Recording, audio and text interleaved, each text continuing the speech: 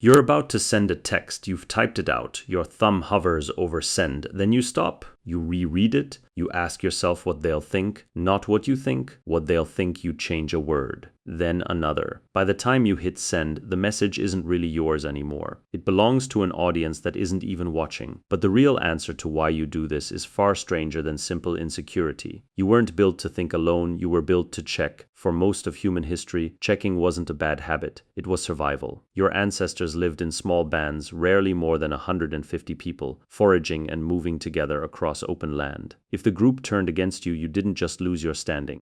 You lost your food, your protection, your children's protection. Exile meant death, slow and certain. So your brain didn't evolve to reward independent thought. It evolved to reward fitting in. The anthropologist Robin Dunbar spent years studying primate brain size against group size, and he found something remarkable. The bigger the social group an animal lives in, the bigger the brain region devoted to tracking relationships. Humans have the largest of all. Your brain isn't primarily a tool for solving equations or inventing tools. It's a tool for modeling other people, predicting them, pleasing them, staying inside the circle they draw around you. That circle used to be small, a tribe, a family, maybe a village you'd never leave. Now the circle is everyone. Every follower, every coworker, every half-remembered classmate who might see the post. You are still running Stone Age software, but the tribe it's scanning for approval now has millions of members you'll never meet. Here's where it gets stranger. In the 1950s, a psychologist named Solomon Asch ran a simple experiment. He put a volunteer in a room with several actors and asked an easy question. Which line matches the length of this one? The answer was obvious, but when the actors, one by one, gave the same wrong answer out loud, something broke in the volunteer. About a third of the time, they abandoned the obvious truth in front of their own eyes and agreed with the group instead, not because they were fooled, because disagreeing felt unbearable. Think about that. People changed what they were willing to say was true, not because their eyes told them differently, but because the room did. If a wrong answer to a line on a page can override your own senses, what chance does your art have? Your business idea, your career change, your unfinished manuscript sitting in a folder you're afraid to open. You already know the feeling. You felt the pull to ask for permission before you've even asked the question. What will they think if I quit? What will they think if I fail publicly? What will they think if I succeed and leave them behind? The fear isn't really about failure. It's about visibility, because in your ancestors' world, being seen doing something unusual by the group was dangerous. Standing out could mean standing alone. But permission-seeking runs deeper than social fear. It runs through the actual wiring of pain. The neuroscientist Matthew Lieberman used brain imaging to study what happens when people are socially excluded, even in something as small as being left out of a simple ball-tossing game. The same regions that light up during physical injury lit up during social rejection. Your brain does not clearly separate a broken bone from a broken relationship.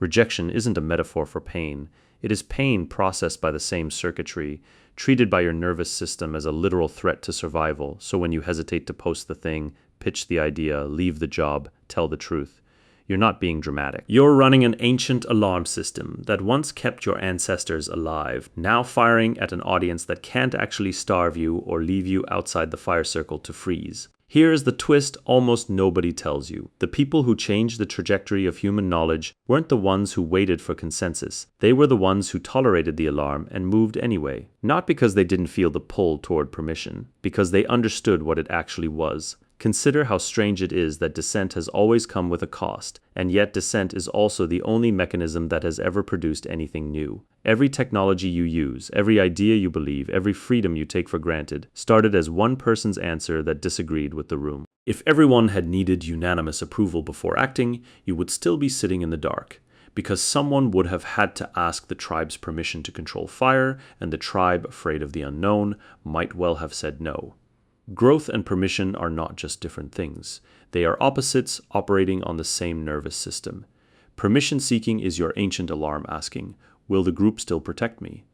Growth is you overriding that alarm long enough to find out you don't need their protection to survive the attempt. This doesn't mean the people around you are enemies. Most of them aren't watching as closely as your anxious brain insists they are. Another finding echoes through decades of social psychology, sometimes called the spotlight effect.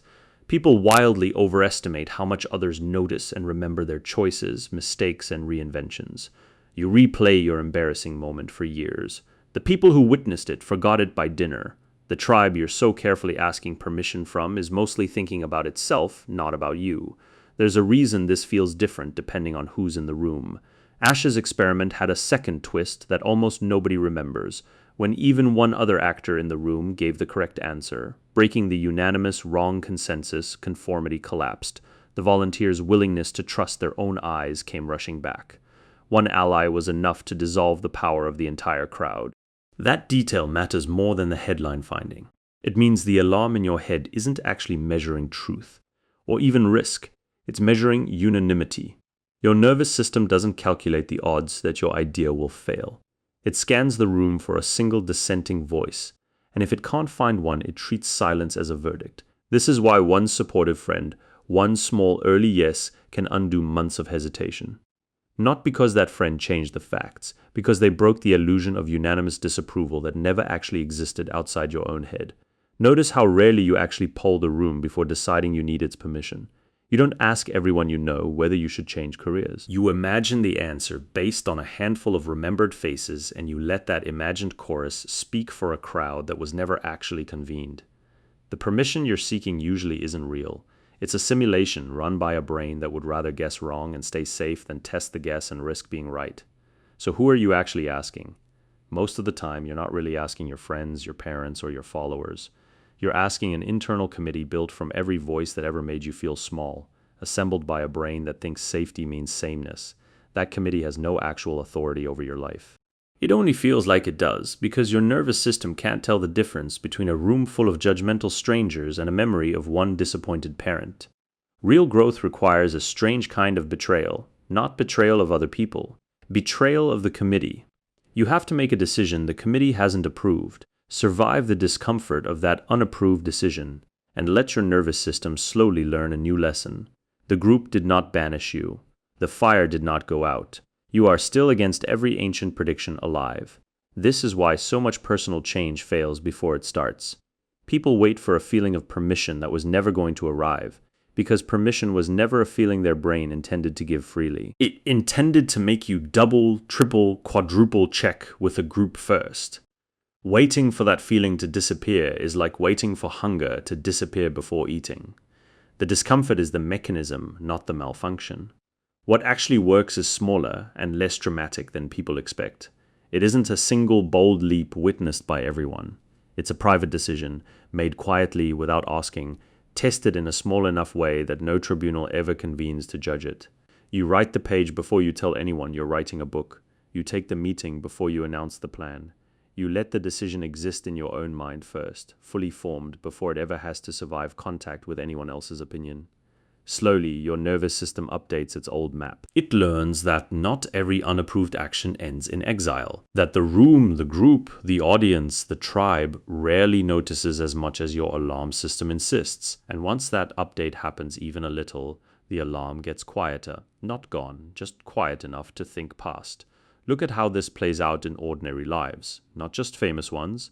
The person who finally leaves a stable job for an uncertain one rarely announces it to a boardroom of critics. First, they tell one person they trust, or sometimes no one at all, and they let the decision get a few weeks old before it ever meets outside opinion.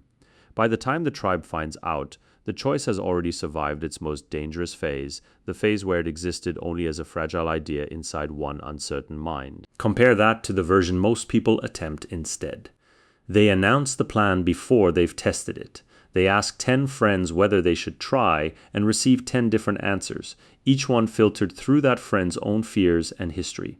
None of them actually about the plan itself.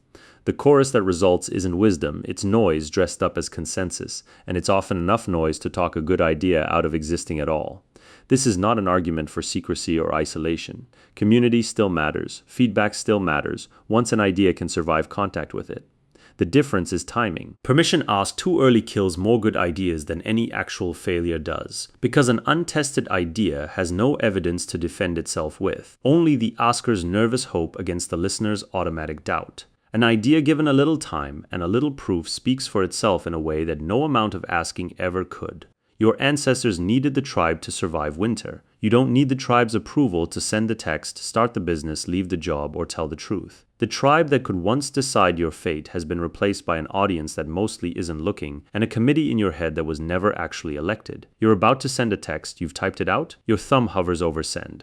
This time, notice the hesitation for what it is. Not wisdom, not readiness, just an old alarm, mistaking a phone screen for a fire circle. Send it anyway. Growth was never waiting on the other side of permission. It was waiting on the other side of you finally stopping the ask.